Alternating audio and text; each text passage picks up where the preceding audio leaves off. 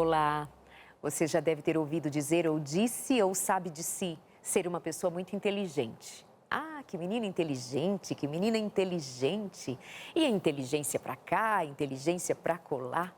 Mas de que inteligência falamos? Será que é a intelectual, é o do saber, da escrita, da cultura, da literatura, da matemática? Mas e o que dizer de outras inteligências já estudadas e sabidamente, reconhecidamente como necessário de nós darmos a atenção devida a, por exemplo, outra destas inteligências, a inteligência emocional.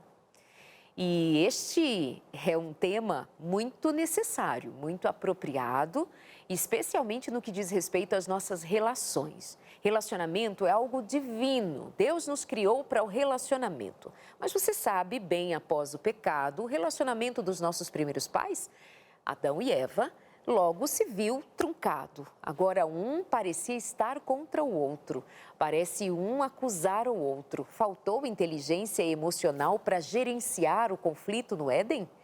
E de lá até aqui, e ao chegar à sua casa, falta inteligência emocional para administrar os conflitos no casamento, com seus filhos, com seus pais, com os amigos? Falta inteligência emocional? Você já deve ter ouvido falar muito também dessa tal inteligência emocional. Além da inteligência matemática, além de outras inteligências, mas e esta, a inteligência emocional também? Mas a gente às vezes fala, mas não sabe de fato conceituar. O que seria essa inteligência emocional? Tem como colocar a minha emoção na escola para aprender a se desenvolver, a gerir relacionamentos?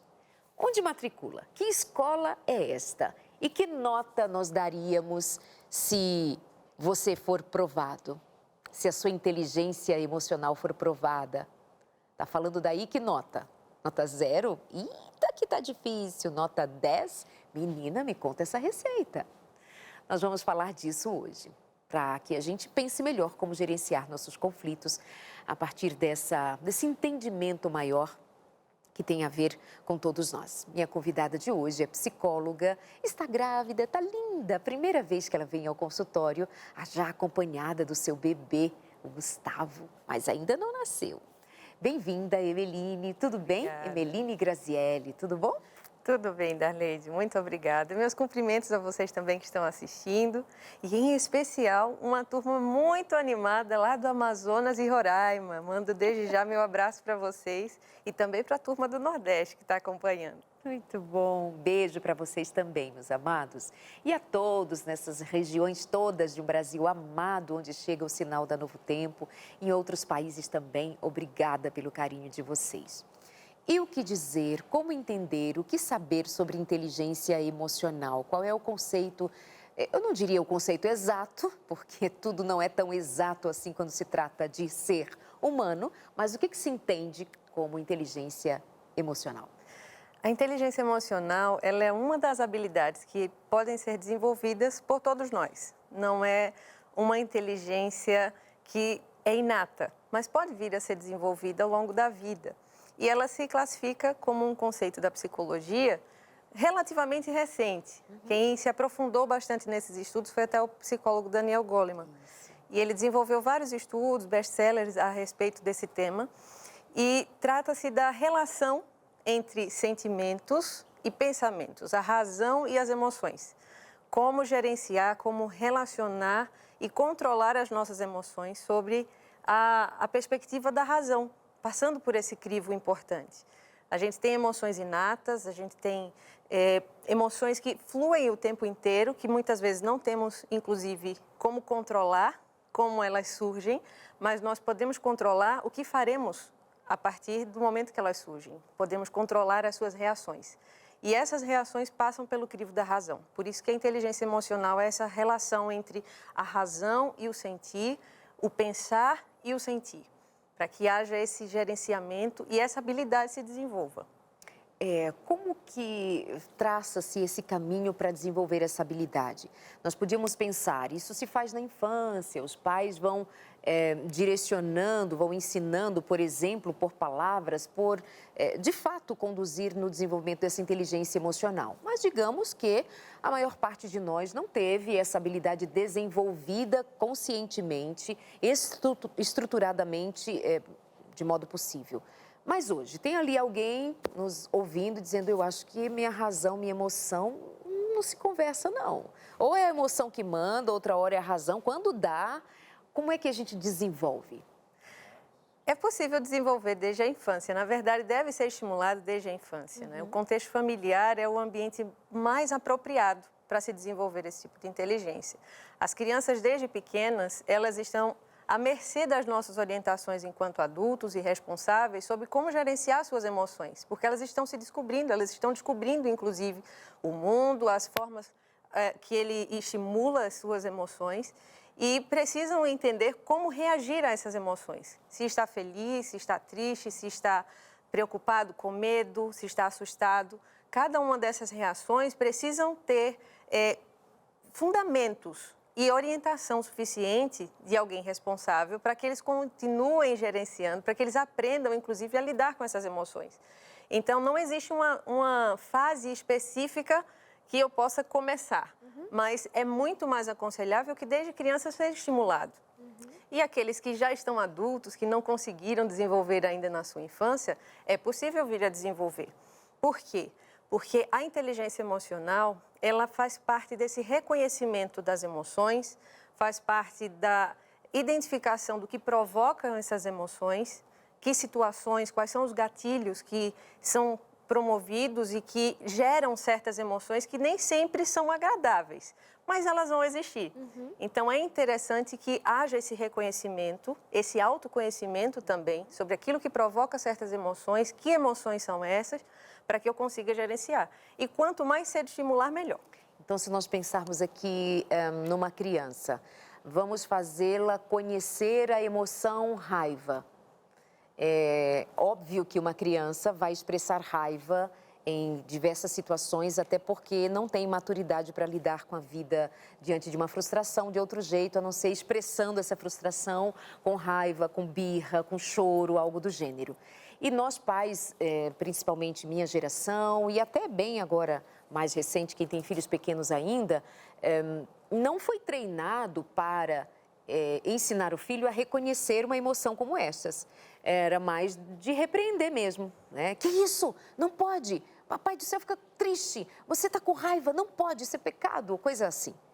E como seria, então, esta cena para alguém que está consciente do que se dá, né, com esta criança, para ajudá-la a desenvolver-se emocionalmente frente a esta emoção própria de uma criança?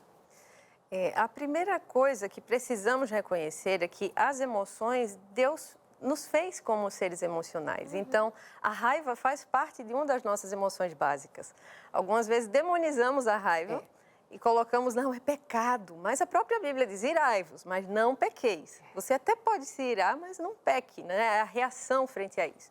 Então, uma criança, quando está com raiva, é novo para ela também. Ela ainda não sabe como reagir e vai manifestar certos comportamentos que serão incômodos para os adultos. E nessa hora, nesse momento, não é interessante que o adulto se desespere ou se descontrole junto com a criança, frente a uma situação de expressão de raiva.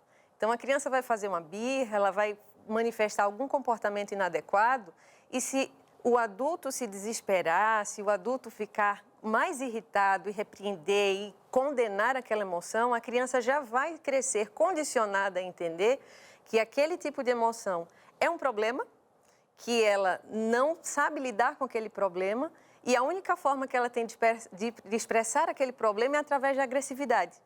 Então, é importante conversar com ela e fazê-la entender, olha, a gente sabe que você está com raiva, isso que você está sentindo é uma resposta, ok, emocional, mas você não precisa reagir dessa forma. Você pode reagir dessa forma quando estiver com raiva, orientar outras formas mais adequadas de lidar com essa emoção. É claro que vai precisar respirar bastante fundo, né? Porque isso também vai evocar no adulto algumas outras emoções. Mas é importante manter esse autocontrole, entendendo que a criança está em processo de desenvolvimento. em processo de autoconhecimento também. E é importante que ela entenda que ela tem emoções e que pode aprender a lidar com essas emoções ao invés de demonizá-las. Perfeito. E já temos, inclusive, bons materiais a respeito do tema para crianças, né? Carinha triste, carinha de choro, alegria ou raiva. Estas emoções básicas, sem fazer distinção, emoção positiva e emoção negativa. Emoções. E a raiva vai aparecer em determinadas situações. Então, vamos aprender a lidar com a raiva. Filho, você está com raiva, isso é natural, sentir raiva frente a uma situação como esta de frustração, mas vamos conversar sobre ela. Eu também sinto raiva, mas quando eu sinto raiva, eu não dou soco na cara de ninguém. Então, você não pode bater no seu colega. É sobre isso que nós estamos falando, desenvolver essa habilidade de a criança perceber que o que ela sente não é nenhum monstro, que ela não é nenhum monstro e que também ela não é nenhuma santinha, dizer, eu sinto raiva, que coisa linda, vou bater.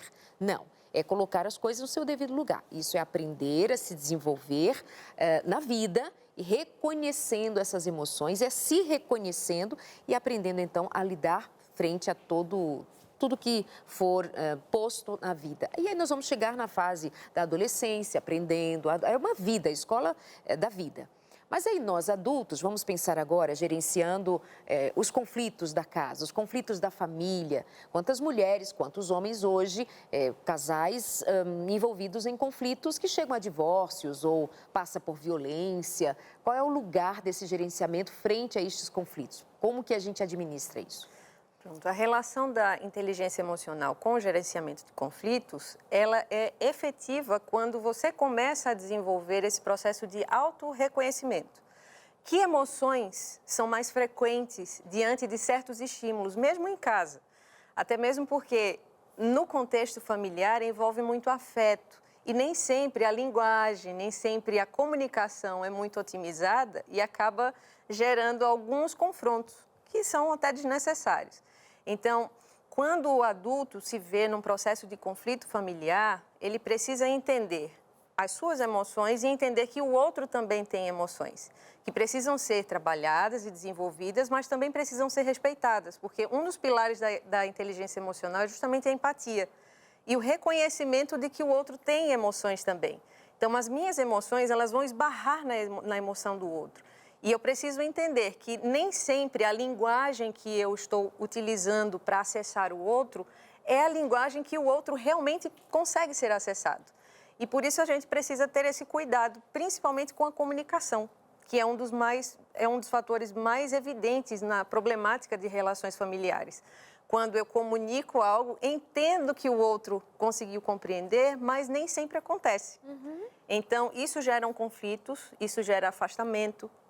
E é importante otimizar essa comunicação, é importante reconhecer essas emoções e conversar francamente a respeito delas. Olha, tal situação eu não gostei, eu fiquei contrariado com isso, eu gostaria que você não repetisse mais.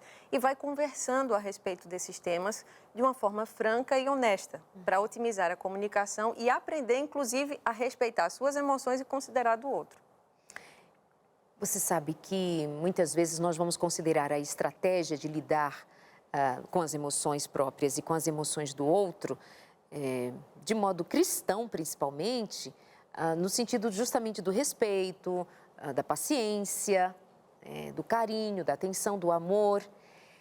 E em se tratando de estratégias, é preciso considerar, primeiro, perceber a situação, agir de modo inteligente e saber que em algumas situações você vai precisar, por exemplo, ser um pouco mais firme.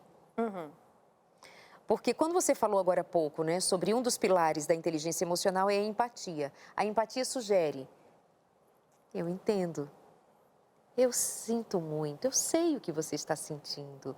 Essa coisa mais acolhedora. Mas há situações que vai precisar também do pilar da firmeza, não é? O que dizer sobre? Certamente. A empatia, algumas vezes, ela é até compreendida de uma forma equivocada. Eu tenho que me colocar no lugar do outro e então eu vou ignorar as responsabilidades do outro nessa situação. Mas não é bem assim. A empatia é reconhecer e pensar, nossa, se fosse eu, como eu gostaria de ser tratado, como eu reagiria, como seria essa situação comigo, mas não me isenta da responsabilidade de tomar algumas intervenções que sejam plausíveis à situação. Então, se eu tenho um contexto de empatia na família, eu entendo, olha, você está contrariado, você está chateado com alguma coisa, entendo a sua sobrecarga, em que eu posso ajudar. Mas nesse quesito de conversação, é importante que ambos se impliquem na responsabilidade de contribuir para que o próprio conflito seja gerenciado e resolvido. Então, empatia não isenta o outro da sua responsabilidade pessoal. É importante a gente lembrar esse detalhe. Mas, pelo contrário, requer que ele tenha a sua responsabilidade e a sua implicação no próprio processo de sucesso da conversa, da resolução em família. Exato. Eu estava em acompanhamento com um casal em que ele demonstra apatia total à relação conjugal. Apatia total. Ele deita, cruza os braços para não ter que tocar nem de um lado nem do outro e esbarrar na esposa. Ele gira para um lado e dorme assim, de braço cruzado. E ela esperando pacientemente. Ela espera, há meses que ela espera, uma reação diferente. Promove diálogo, promove tratar sobre a questão inteligentemente, emocionalmente. Mas chega uma hora em que você precisa dizer assim, experimenta ser firme e não se permitir ser posta numa situação tão degradante, tão humilhante, onde você é tratada com total silêncio, como se você não existisse, como se, de fato, você fosse invisível. É preciso, muitas vezes, você saber também que inteligência emocional implica em que você saiba dizer sim, sabe dizer não e sabe dizer basta.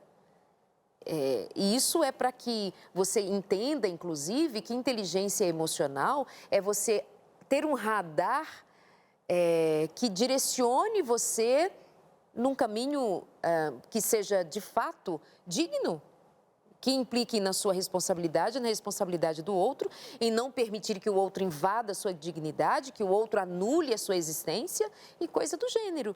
Eu digo isso porque é necessário entender que inteligência espiritual requer percepção de si, do outro, da situação, tomadas de atitudes frente a uma estratégia em que você não entra para guerrear, mas está para resolver.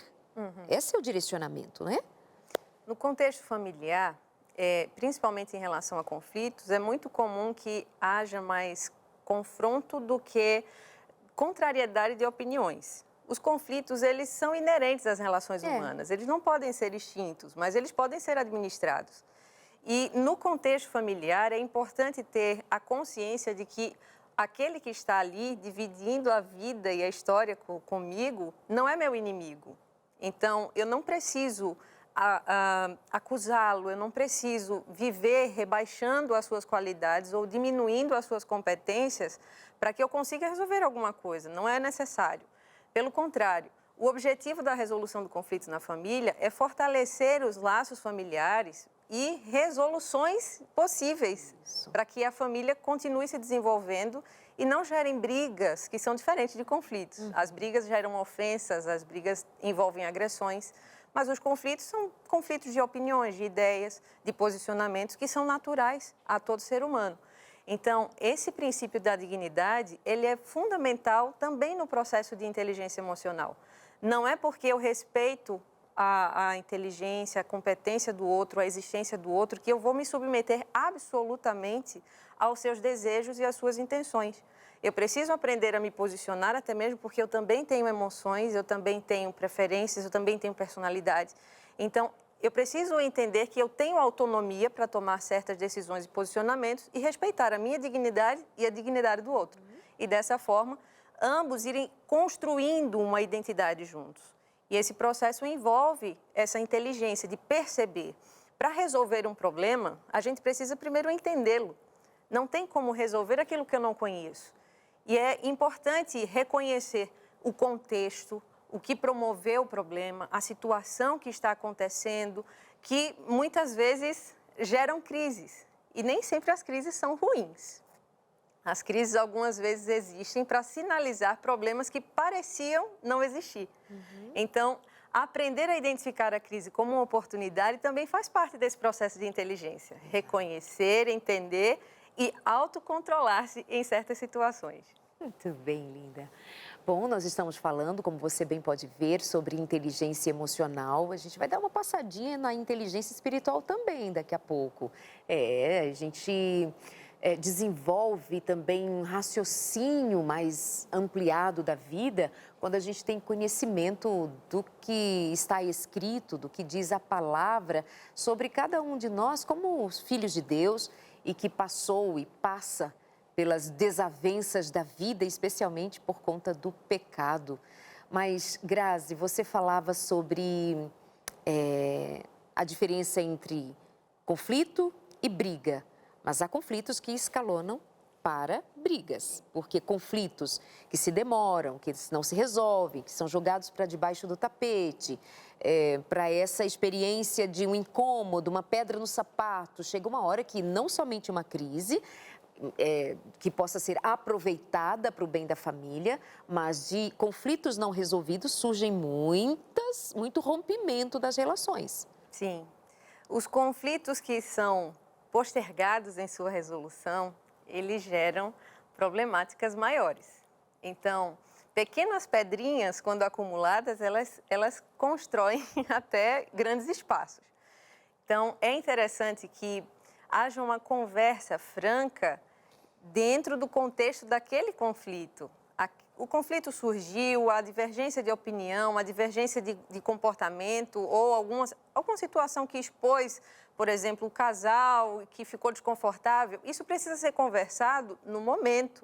E se as emoções estiverem alteradas demais para que sejam conversados ali naquele momento, é importante, primeiro, regular as emoções, identificá-las, respirar fundo, procurar um momento de calma, mas conversar a respeito. E não deixar para depois ou fingir que nada aconteceu, porque o depois vai chegar. E quando ele chegar, ele vai se transformar em mágoas, ressentimentos, e as emoções já estarão afetadas por todo esse processo. Então, é interessante que, ao invés de acumular e ignorar o que está acontecendo, se há um problema entre os filhos, se há um problema no relacionamento de pais com filhos, no relacionamento entre o casal, é preciso ser conversado enquanto há tempo, para que depois os ressentimentos não se acumulem, de modo que não haja mais empatia, não haja mais um afeto bem desenvolvido e o casal ou a própria família pense na resolução, que não é uma resolução, a separação. Então, antes de chegar a momentos drásticos, que tal começar gradualmente a resolver esses conflitos através da conversa, através da exposição dos seus incômodos, mas, claro, com sabedoria. Expor incômodos não significa agredir ao outro, acusá-lo, não significa colocar as suas emoções acima da razão e nem das situações vividas ali, mas significa expressá-las e negociar para que hajam ajustes e sejam ali acordados, de forma que consigam resolver o conflito e não acumulá-los. Agora, você sabe que essa perspectiva nos faz considerar que dois estão dispostos a se aplicar a essa inteligência emocional para resolver conflitos. Nós estamos, de alguma maneira, sugerindo que, olha, vamos resolver, vamos dialogar, isso é bonito. Mas você sabe que não vai. Porque muitas vezes um não está nem aí para o incômodo do outro. Muitas vezes um está remando sozinho. E era só conflito mesmo, não é algo grande, mas está se tornando pesado de lidar com isso. Como que gerencia um negocinho assim? Como é que faz quando a outra criatura não está nem aí? É um desafio maior, de fato, porque a implicação de cada sujeito no processo de resolução precisa acontecer. Então, há um ditado popular, né? Quando um não quer, dois não brigam. É verdade, mas quando um quer, pode influenciar o outro a resolver, ao invés de brigar. E a insistência, a paciência, o cuidado em estimular pode funcionar. Mas é claro que também precisa que a outra pessoa tenha consciência de que há responsabilidade dela numa construção de felicidade familiar. E por que a felicidade é colocada como construção? Porque ela não é um lugar para se encontrar futuramente, mas ela é algo a se construir com pequenas situações diárias. E se eu não me implico nesse processo, eu estarei igualmente responsável pelo fracasso dessa tal felicidade não construída em família. Então, se o outro ignora, se o outro percebe que ele simplesmente está bem, não tem problema, fica um pouquinho mais complicado para quem tem essa consciência ajudar, mas é possível. É possível porque também tem a inteligência espiritual, também tem a dependência de Deus e a influência de Deus na família que vai desconstruindo certas coisas e posicionamentos de outros que resistem um pouco mais. Mas aquele que tem a inteligência emocional se desenvolvendo diariamente, esse vai exercer uma influência sobre aquele que também não quer. A menos que ele realmente seja bem obstinado. Aí vai ficar um pouco mais difícil, mas é possível. As boas influências chegam a constranger. É verdade. Há pessoas que são obstinadas, resistentes, duras demais. Mas essa é uma questão a ser posta, porque há muitas pessoas que sofrem na espera que o outro reconheça que algo precisa ser feito para, digamos, salvar a relação, para manter um relacionamento. Porque nós estamos falando para muitas pessoas, e entre estas, quem está doente, quem está extremamente enfraquecido. Tem um texto dito por Salomão que é assim: esperança que se adia adoece o coração. Essa esperança de o outro mudar, essa esperança de que o outro reconheça, a esperança de que as coisas mudem, é uma esperança muito adiada. Se há um relacionamento com alguém obstinado, que não reconhece a necessidade de desenvolver essa inteligência, ou de praticar, ou de usar essa inteligência emocional, de perceber sua parte e responsabilidade no relacionamento, e aí fica remando nessa esperança que se adia, que se adia. Então, uma esperança adiada, segundo o sábio Salomão, adoece. Frustração sobre frustração, que tem resposta física, psíquica, e até com implicações espirituais. Tem gente que desanima na fé, Grazi. Tem gente que desanima de crer. De tanto que é duro lidar com um coração duro do outro, que não se move pelo desejo de Deus, mas pelo próprio desejo. Então, nós não queremos jamais considerar que essa inteligência emocional signifique você desconsiderar a responsabilidade do outro, mas levar em conta a sua. Como está a sua responsabilidade diante dos fatos? Como é que está a sua inteligência emocional? Quebra tudo, bate a porta, a panela já não tem mais nem tampa, porque tu já quebrou, já amassou, já destruiu, já bateu na porta, já quebrou o trinco, já bateu a porta do carro dezenas de vezes, sai com raiva para o trabalho. Ei, moço, ei, moça, assim não. Vamos para o intervalo e a gente volta rapidinho para continuar falando sobre isso. E você vai pensando aí, como é que tá? Que nota eu dou para a minha inteligência emocional? Estou reprovada? Não estou? Nota 10, nota 0, nota 5? Tá melhorando? Tá crescendo? Tá bom, a gente volta daqui a pouquinho. Até já.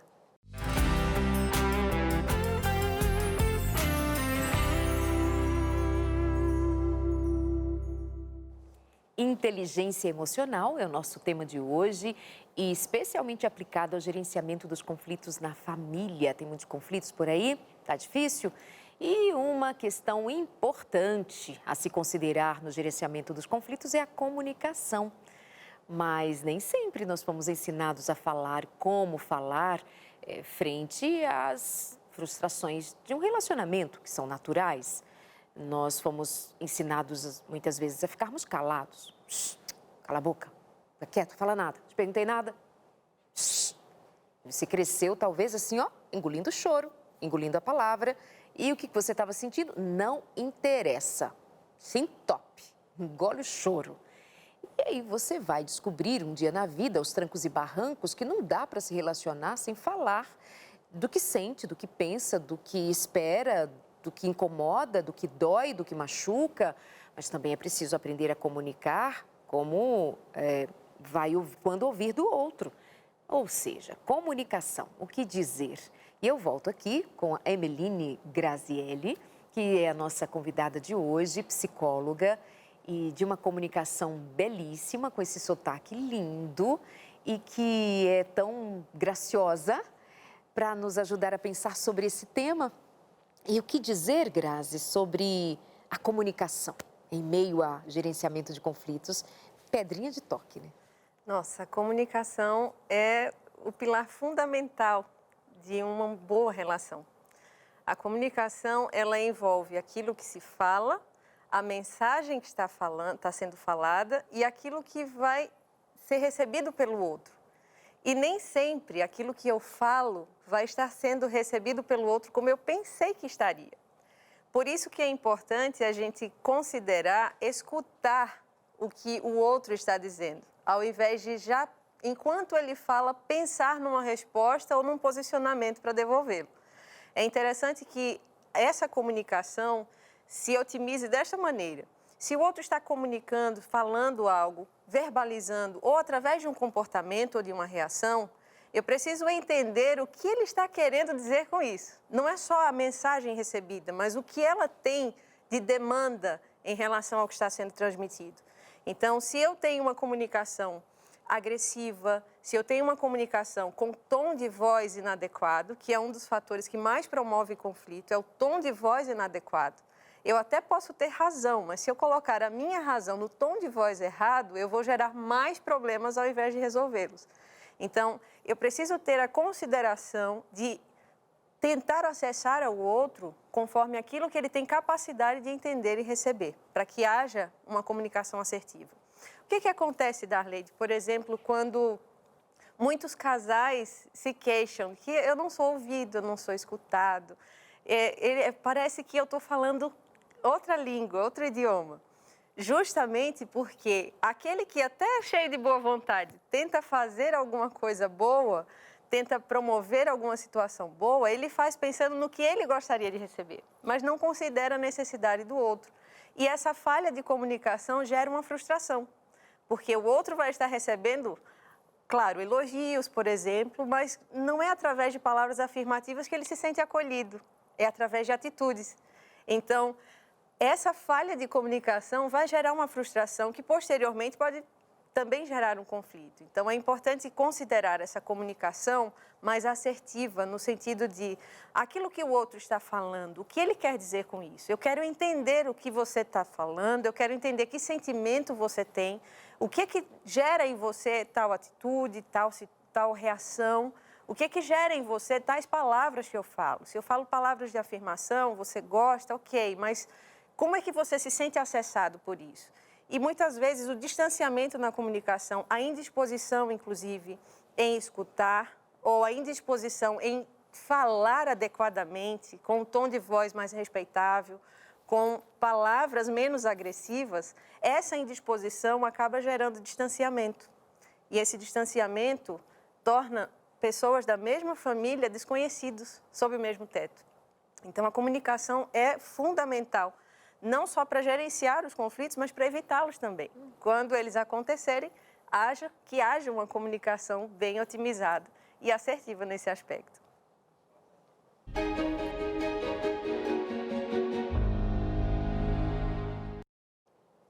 É hora de orar.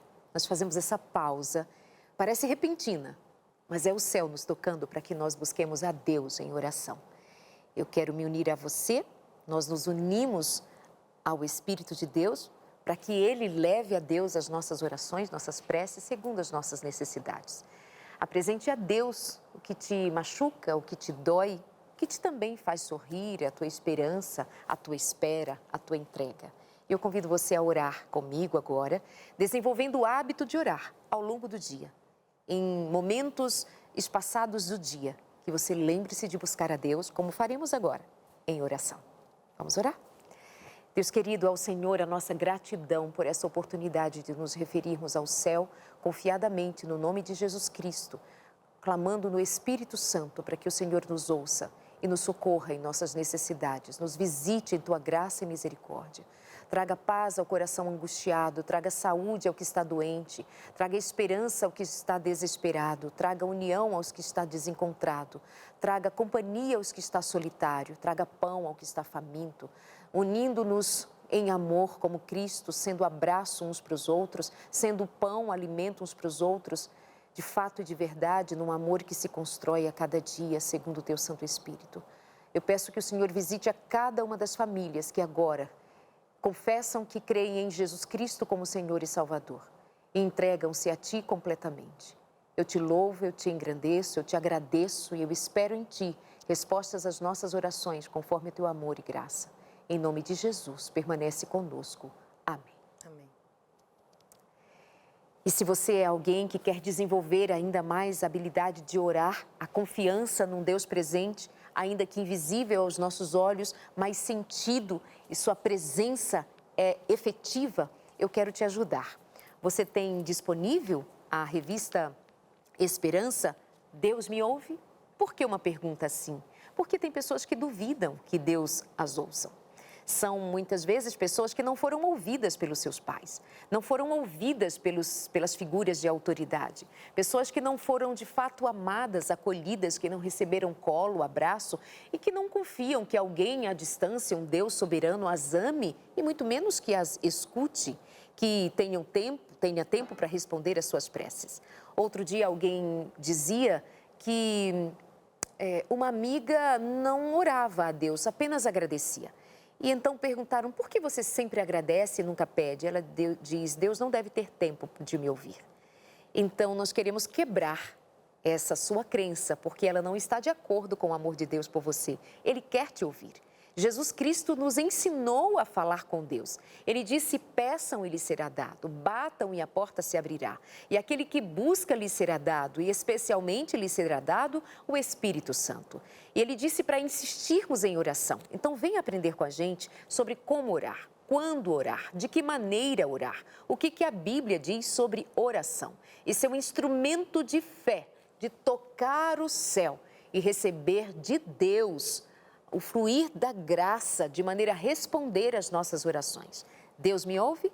Eu atesto para você que sim.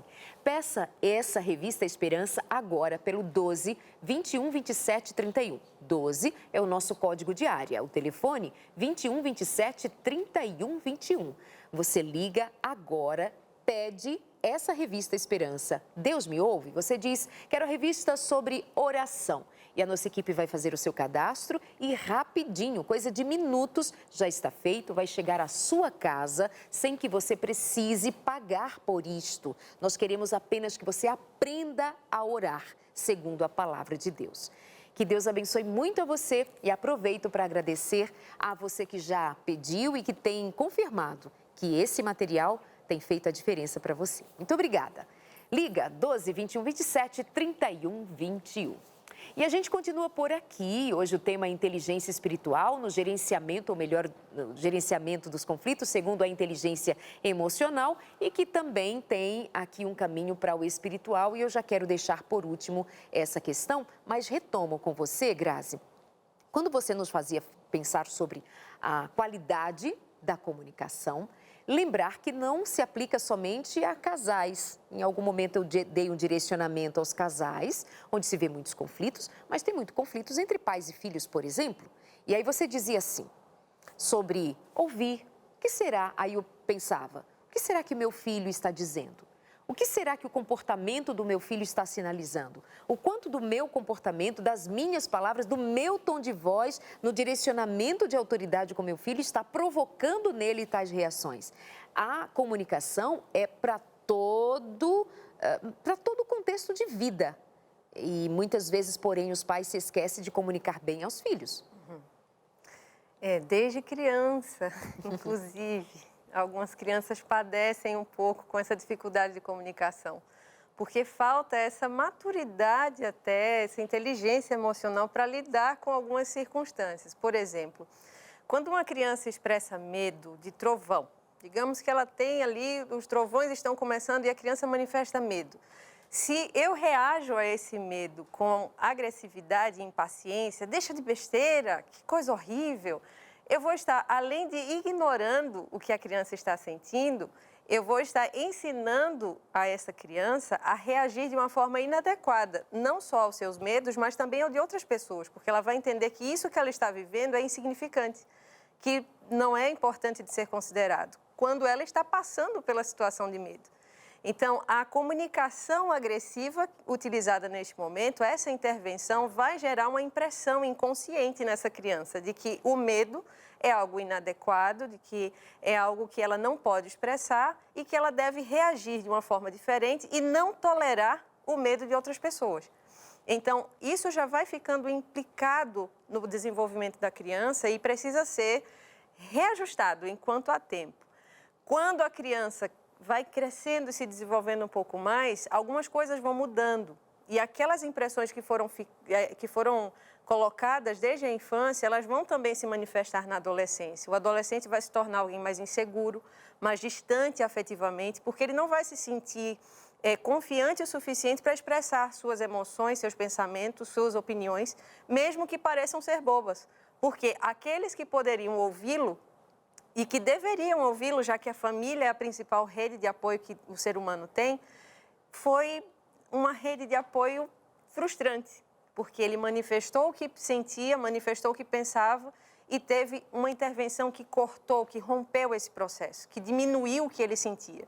E essa quebra de confiança ao longo da vida vai se manifestando em comportamentos de distanciamento, de rebeldia, de comportamentos em que ele vai procurar se identificar com situações externas à família e essas influências externas vão ensiná-lo novos conceitos e princípios que são contrários àquilo que se idealizava para a família. Então, é importante entender que as reações que eu tenho enquanto chefe de família, enquanto pai, enquanto mãe, enquanto influenciadores do meu lar, essas impressões elas vão ficar marcadas na vida da criança, do adolescente, para o resto da vida. E eu vou formar adultos também com problemas de inteligência emocional se eu não souber administrar a minha emoção, as minhas emoções e também não considerar a comunicação, a forma como eu vou comunicar e aceitar aquilo que está sendo transmitido. Que estratégias nós podemos usar para a aplicação ou desenvolvimento da qualidade da comunicação? Uma das principais estratégias é exercer a empatia familiar. Se alguém expressa um incômodo, eu não tenho que repreender esse incômodo, a menos que ele seja inadequado e ofensivo. Desrespeitoso. Eu tenho que fazer outras intervenções mais assertivas, não agressivas, mas assertivas.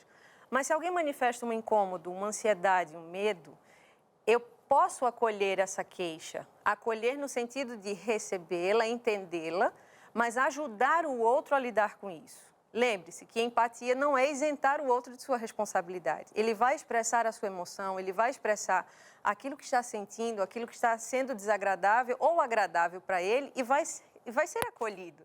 Imagina você chegar da escola, por exemplo, alguns adolescentes chegarem da escola, tirei nota boa, não fez mais que a sua obrigação. Nossa, isso é frustrante. Ao invés de haver o reconhecimento e o acolhimento daquela alegria, eu já cortei com uma frustração. E isso vai gerar, posteriormente, uma dificuldade em comunicar. Então, uma boa estratégia é reconhecer aquilo que o outro está falando. Se o outro realmente está sinalizando felicidade, se está sinalizando frustração, tristeza ou raiva, eu posso ouvir, eu posso me dispor a ouvir e entendê-lo. E eu preciso, para entendê-lo, prestar atenção ao que está sendo dito. Porque muitas vezes quem está falando, fala sozinho, principalmente se houver um recurso tecnológico em mãos. Então é interessante demais que a atenção àquilo que está sendo falado seja uma atenção concentrada. O que é que ele está querendo dizer com isso? Me ajude a entender. Se você não conseguir entender, me ajude a entender o que você está querendo dizer com isso. O que você está sentindo? Qual é o seu propósito com isso? E dizer o que está pensando não significa que você vai ter o pensamento atendido, mas pelo menos acolhido precisa ser. Você sabe que muitas vezes isso não acontece porque é muito fácil nos sentirmos ofendidos com a expressão do incômodo do outro. Como assim? Você não gostou da minha comida? Agora, se não tivesse... Então, você se sente ofendido. Nós também estamos falando de pessoas que já estão possivelmente muito sobrecarregadas, muito cansadas. Elas trabalham muito, elas estão muito ocupadas, elas estão doentes. E aí que está. O desenvolvimento dessa habilidade passa porque eu também me trate. Tem pais que precisam de tratamento. Tem mães que precisam de tratamento. Homens e mulheres que estão baqueados na vida, carregando seus traumas, suas dores, e agora ainda tem que uma adolescente que, olha, menino, um trovão, cala a tua boca. É a coisa mais fácil que ele tem para fazer, né? Ou entregar um computador, um celular. Ou seja, as pessoas estão assim meio que numa panela de pressão. Então, falar de inteligência e desenvolvimento dessa habilidade enquanto inteligência emocional é falar de se tratar também, não é, Grazi? Se tratar, procurar ajuda quando perceber que sozinho não está dando conta. É importante ter esse reconhecimento, porque nem sempre a gente vai conseguir dar conta de tudo que gostaria. E algumas problemáticas vão surgir, algumas fragilidades, vulnerabilidades que nós temos, elas vão surgir de uma forma mais intensa em certos momentos e vão precisar de uma intervenção externa com habilidade também para lidar com essas problemáticas, para ajudar o sujeito a ter o suporte necessário para se desenvolver.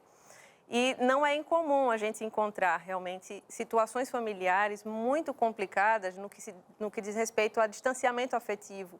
Há pais que não conhecem os seus filhos, porque já se tornaram tão distantes que são estranhos morando na mesma casa.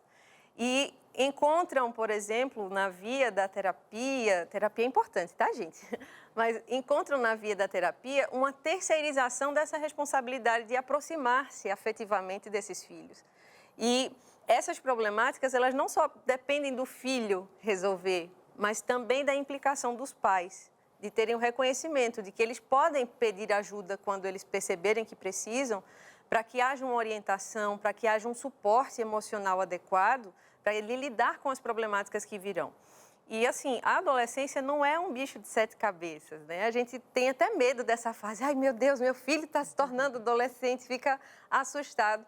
Mas não precisa ser assustador se, desde o processo da infância, for construída uma relação próxima e de confiança. Então, é importante que, desde pequenos, os pequenos se sintam acolhidos naquela família, para que eles entendam que os pais são o seu refúgio de verdade. E se os pais estão sobrecarregados, porque de fato é possível, tem muitos pais sobrecarregados, cansados, aflitos, angustiados, com seus próprios conflitos intrapessoais. Então, estes também precisam de suporte. E esse reconhecimento não vai fazer de você, pai ou mãe, alguém inferior, alguém doente, mas alguém que precisa de um suporte para se desenvolver melhor. Então, antes que chegue o adoecimento, procure ajuda, vai ser bem útil. E se percebendo já adoecido, do mesmo jeito, né? Procure ajuda. Maratona aqui, o seu consultório de família também. Todos os nossos programas estão no nosso canal, no YouTube. Você pode pode assistir de novo esse aqui, fazendo anotações. E tem tantos outros temas que vão te auxiliar a ter essa percepção sobre o seu lugar frente aos conflitos, frente às soluções, frente às dores, às dificuldades e como encontrar um caminho para, gerenciando, você se sair bem, sair em paz com a sua família inteira. E agora eu quero tratar daquilo que nós prometemos ao longo do programa, de esbarrarmos especialmente na inteligência espiritual. E aí eu gostaria que você fizesse uma relação entre o fruto do espírito, por exemplo, e a inteligência emocional. A inteligência emocional, como eu falei no início, é relativamente um conceito novo. Mas, biblicamente, ela já existe lá há muito tempo, porque o fruto do Espírito Santo envolve um elemento importante, que é o domínio próprio. E o domínio próprio está diretamente relacionado com a inteligência emocional. Então, Provérbios já dizia isso, o sábio Salomão, né? Mais forte o homem que domina a si mesmo do que o que conquista uma cidade. Ou seja, se eu consigo identificar, reconhecer as minhas emoções e administrá-las, eu consigo ser mais valente e forte do que alguém que conquista uma cidade, porque as habilidades técnicas e ferramentas materiais você até consegue para conquistar uma cidade. Mas as espirituais, que vão lhe dar discernimento, sabedoria e serenidade para lidar com as suas emoções e as emoções de outras pessoas, esse é um dom do Espírito Santo que pode ser recebido, que pode ser desenvolvido também. Então, o domínio próprio no falar, no pensar, no agir, no comer, no se vestir, enfim, tudo aquilo que envolve decisões importantes, ou até mesmo aquelas que parecem não ser, elas podem ser manifestadas através do fruto do Espírito Santo com o dom do domínio próprio. Então, a inteligência emocional, ela tem esta relação direta.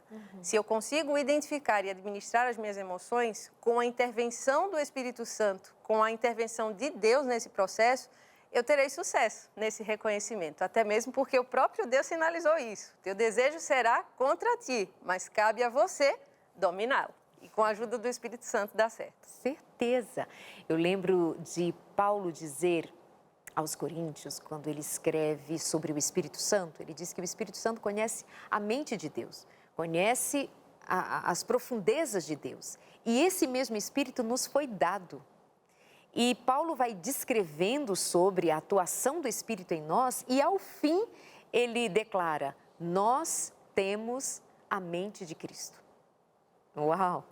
Se o Espírito Santo se move em nós, a partir de Deus, o Espírito Santo nos traz a mentalidade do céu, a mentalidade de Jesus Cristo. Uma mente como a de Jesus Cristo nos é comunicada pelo Espírito Santo. Uma mente equilibrada, uma mente sensata, uma mente sábia, uma mente santa. É promessa do céu para nós, que nós nos tornemos mais semelhantes a Jesus.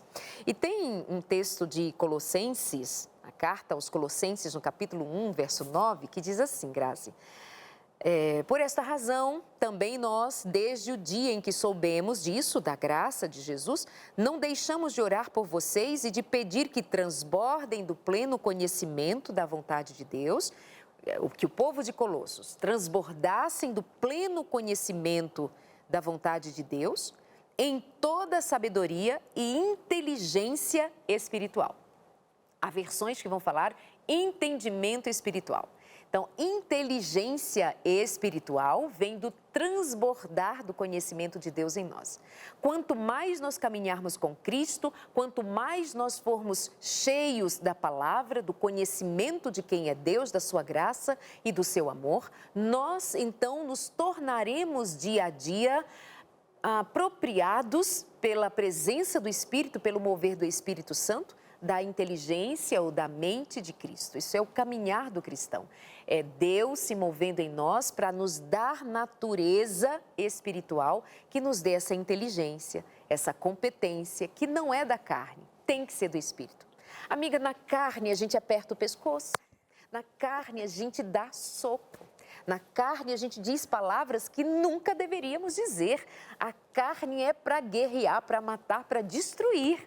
Mas o Espírito forjado em Cristo, na graça, na paz, no fruto do Espírito, paz, amor, longanimidade, paciência, mansidão, domínio próprio, isso é divino, está a nosso dispor. Então, dizer de inteligência emocional, inteligência espiritual, é tratar com você de algo sobrenatural e você vai encontrar nos consultórios, na terapia, muitas ferramentas incríveis, mas nenhuma jamais irá se sobrepor àquilo que o céu tem a dispor sobre mim e sobre você. Aliando uma ferramenta natural ao sobrenatural, em Cristo somos mais que vitoriosos. Emeline Grazielli, obrigada. Você e o Gustavo, que está aí na sua espera, no seu forninho, obrigada. Amei, uma delicadeza, uma beleza, uma doçura, com muita firmeza.